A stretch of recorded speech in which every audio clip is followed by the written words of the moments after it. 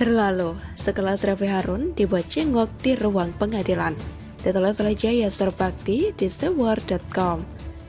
Mungkin saat merencanakan menghadirkan Refli Harun sebagai saksi ahli dalam sidang MRS, kuasa hukum mengira mereka sedang dalam jalur yang brilian. Mendapat dukungan dan saksi menguntungkan dari seorang ahli sekelas Refli Harun yang profesor. Yang lebih ahli daripada ahli, tentu satu kebanggaan tersendiri bagi Aziz Yanuar dan kawan-kawannya. Kebanggaan ini bukan tidak beralasan, karena sekelas Prabowo Sandi pun saat mengajukan komplain pada hasil Pilpres lalu, tidak mampu menghadirkan seorang Refli Harun. Ini kelas kasus teri, kelas pengacara muda, malah bisa memaksa seorang Refli duduk di kursi saksi. Bangga dong, tapi apa hendak dinyana? Kebanggaan berubah menjadi rasa malu. Oleh jaksa penuntut umum, Refli malah tidak dianggap kompeten hadir sebagai saksi ahli, sehingga jaksa penuntut umum enggan untuk memberikan pertanyaan kepadanya. Awalnya sebenarnya Hakim Ketua justru khawatir kalau jaksa penuntut umum akan bertele-tele dalam memberikan pertanyaan kepada saksi ahli. Mengulang-ulang pertanyaan yang sama, sehingga kesannya hanya buang-buang waktu saja. Selanjutnya untuk penuntut umum, kalau sudah ditanya jangan ditanya lagi ya, biar gak bertele-tele, gak selesai-selesai nanti, ujar Katwanto, Hakim Ketua di ruang sidang.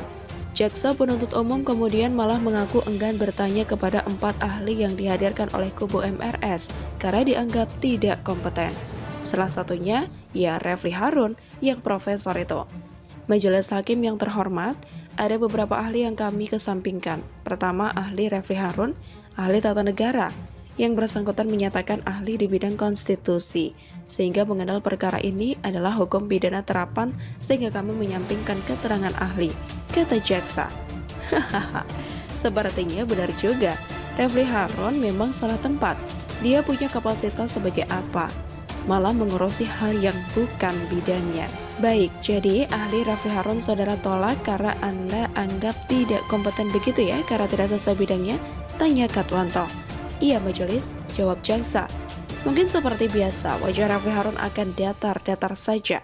Tapi saya tidak bisa menjamin betapa malunya seorang profesor yang menganggap mengerti semua bidang ilmu di dalam negara ini justru tidak dianggap sama sekali dalam sidang tersebut.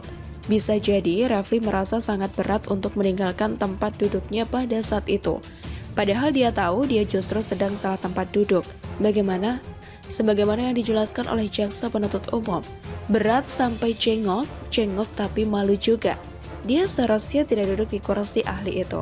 Jauh lebih baik dia duduk di depan podcastnya, membuat konten-konten dalam channel TV-nya, seperti apa yang dia kerjakan belakangan ini. Karena di kursi channelnya itu tidak ada yang tidak menganggap dia harus didengarkan, walau ngobrol yang nyambung atau tidak sama sekali. Sehingga tidak ada yang bisa menunjuk hidungnya dan bilang, kehadiran Anda tidak nyambung di persidangan ini. Saya jadi teringat bagaimana seorang presiden ILC Karni Ilyas selalu memberikan panggung emas kepada Refli, meminta pendapatnya bahkan solusi dari dia atas masalah apapun yang sedang dibicarakan dalam acara talk show-nya. Mau apapun temanya, mau apapun pembahasannya, Refli Harun akan selalu menjadi salah satu narasumber yang sulit untuk tidak ditanya pendapatnya.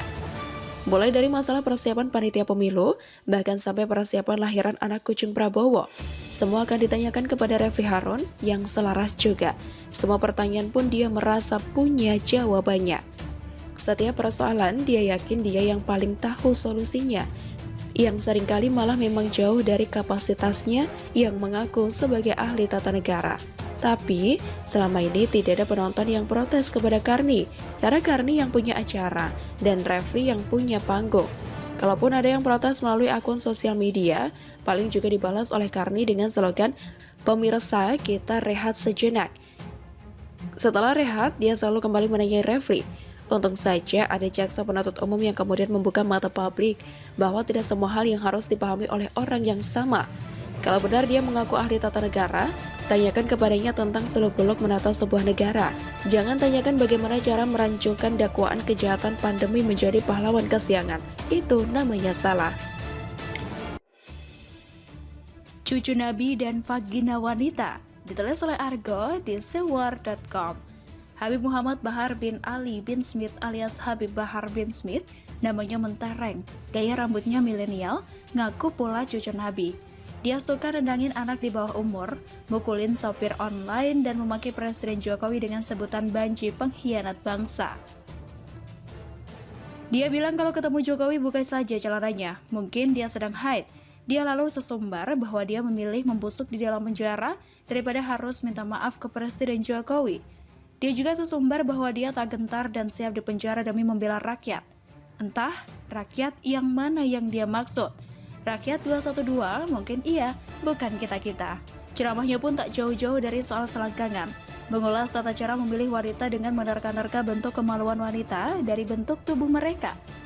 Sekalipun tak ada satupun riwayat dari Al-Quran maupun Sunnah atau hadis sahih yang menjelaskan tentang tata cara memilih kaum Hawa dengan menebak bentuk kemaluan mereka, namun dia tak peduli. Entah kurang puas diranjang dengan bininya, si gondrong mesum ini memuaskan hasrat seksnya dengan meledak-ledak itu dengan ceramah bahwa bentuk kemaluan wanita bisa dilihat dari bentuk wajah mereka. Dia bilang kalau perempuan yang bibirnya tebal, kemaluannya itu besar. Kalau perempuan yang bibirnya kecil, berarti kemaluannya juga kecil. Kalau yang bibirnya merah, kemaluannya pasti kering. Dia lalu bilang, selain tergambar dari wajah, bentuk vagina dan besarnya nafsu seorang wanita juga dapat diketahui dari bentuk tubuhnya. Si Bahar Masum ini meyakini bahwa perempuan yang tulang belakangnya bongkok, nonjol, berarti kemaluannya besar, nafsunya gede. Perempuan yang dagunya panjang, maka kemaluannya pasti dalam, dan bulu kemaluannya panjang-panjang. Ceramahnya itu jorok dan gilani, tapi ada saja yang manggut-manggut, telan mentah-mentah bualanya si Habib Masum ini dan mengamininya. Mereka adalah gerombolan makhluk walking dead yang otak mesum dan selalu sangit. Dalam ilmu psikologi, orang yang suka ngomong begini biasanya nafsu mereka yang gede, sebab ia ingin melampiaskan hasrat seksualnya yang menggebu-gebu itu dengan cara ceramah berdasarkan imajinasi dalam khayalannya. Semakin banyak orang yang membahas ceramahnya, khususnya kaum Hawa yang menjadi targetnya itu, hasrat seksnya pun semakin terpuaskan. Ini fakta. Perilaku demikian merupakan bentuk pelecehan seksual secara verbal yang dibungkus secara terselubung melalui ceramah. Orang Londo bilang verbal sexual abuse. Si gondrong cabul ini merefleksikan nafsu seksnya yang menggebu-gebu itu dengan cara ceramah soal bentuk vagina wanita yang sangat dia nafsu itu. Dalam kehidupan kita, hari lepas hari, seringkali kita menemukan manusia-manusia otak cabul macam si Bahar Smith ini. Contoh nyata, banyak atasan di perkantoran yang dilaporkan ke polisi oleh staf wanita, lantaran atasan mereka suka bercanda dengan menyerempet-nyerempet soal jorok beginian. Orang-orang bernafsu gede kerap melampiaskan nafsu syahwat mereka yang menggebu-gebu dengan candaan jorok, komen jorok, kirim foto jorok, baik di WA-nya cewek-cewek, grup-grup WA, maupun komen di Facebook-nya cewek-cewek. Sebab nafsu syahwat mereka besar sekali tapi tak kesampaian. Akhirnya pelariannya dengan cara-cara modus terselubung model begitu itu untuk memuaskan hasrat nafsu syahwat mereka yang tak terbendung. Begitu pula sebaliknya, wanita ke pria. Kembali ke soal si Bahar yang ngaku-ngaku cucu Nabi ini. Buah memang jatuh tak jauh dari pohonnya. Si Bahar ini dulu adalah muridnya si Rizik yang kedapatan chat mesum dengan Firza.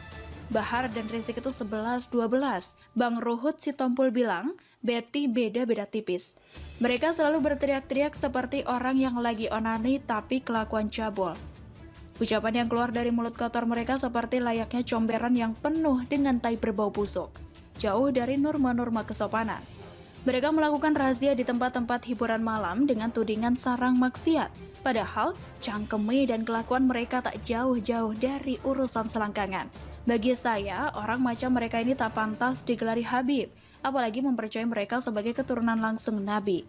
Karena, kalau mereka benar-benar Habib dan keturunan langsung Nabi, perilaku mereka pasti baik, sopan santun, dan juga menghargai sesama manusia sesuai ajaran agama. Gelar Habib si Bahar ini pun hanya kedoknya belaka, untuk membenarkan perbuatan-perbuatan bejat dan mulut cabulnya itu. Bagaimana tidak kedok? Nama saja abal-abal ada embel-embel Smith segala. Rambutnya pun gondrong dan pirang ala Londo. Bukankah yang berbau Londo itu kafir? Kura-kura begitu.